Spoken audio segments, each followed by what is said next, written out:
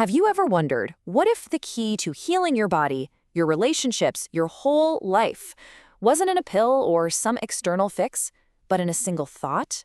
That's the absolutely radical idea at the heart of Louise Hay's famous book, You Can Heal Your Life.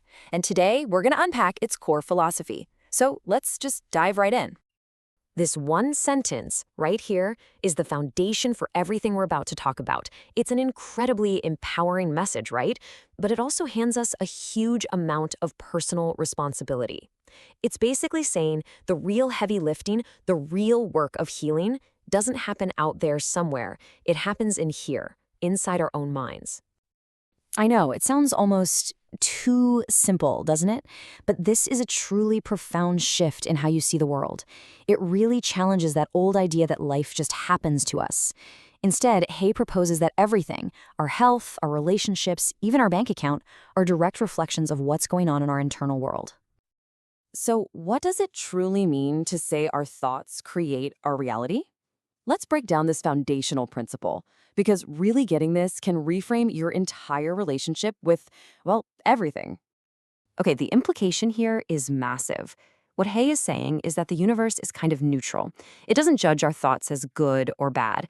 It just acts like a giant mirror, reflecting our deepest beliefs right back at us as our life experiences. So if you believe deep down that you're not worthy of love, the universe will literally arrange circumstances to prove you right. All right, if our thoughts are that powerful, then why isn't everyone just living a perfect, happy life? What's the real problem when things go wrong? Well, Hay argues that we're almost always looking in the completely wrong place for the answer. These probably sound a little familiar, don't they? I think we've all been there. When we're struggling, we tend to focus on these outside things, the bad relationship, the job we lost, the bill we can't pay. We see those things as the problem. This is where Hay asks us to look past the symptoms. She suggests that all those external struggles, they aren't the real issue at all.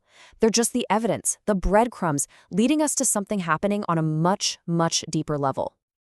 And here it is. This is the heart of it all.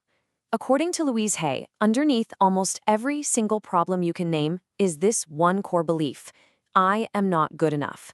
It's like the silent operating system running in the background of our lives, creating all of those frustrating outer struggles. So where in the world does a belief as damaging as I am not good enough even come from?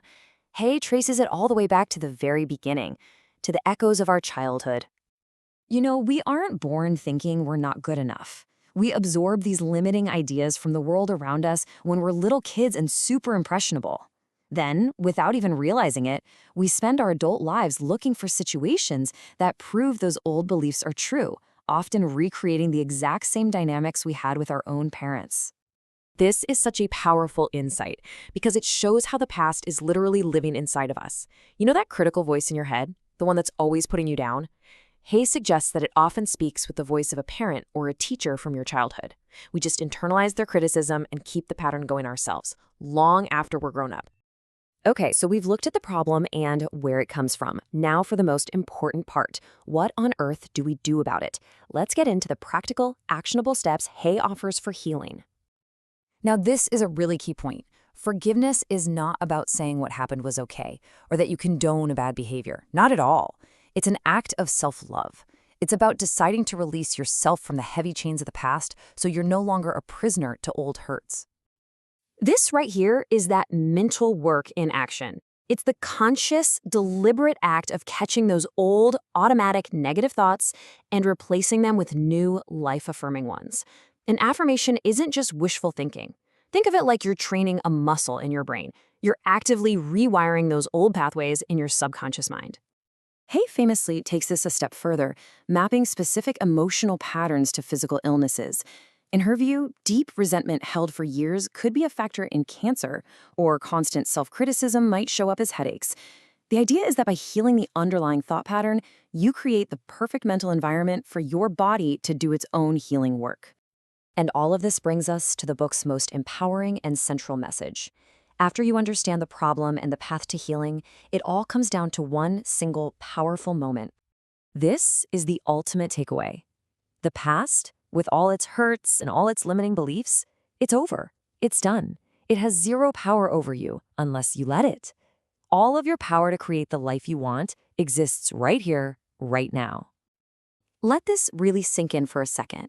The thoughts you had yesterday helped create the life you have today, but the thoughts you are choosing right now, in this very instant, are the literal building blocks for your tomorrow. And here's the thing, no one else can think your thoughts for you. You are the sole authority in your own mind. And that's really the question this entire philosophy leaves us with, isn't it? It's an invitation to take back your power, to consciously choose a thought that serves you, and to begin healing your life from the inside out, starting this very moment.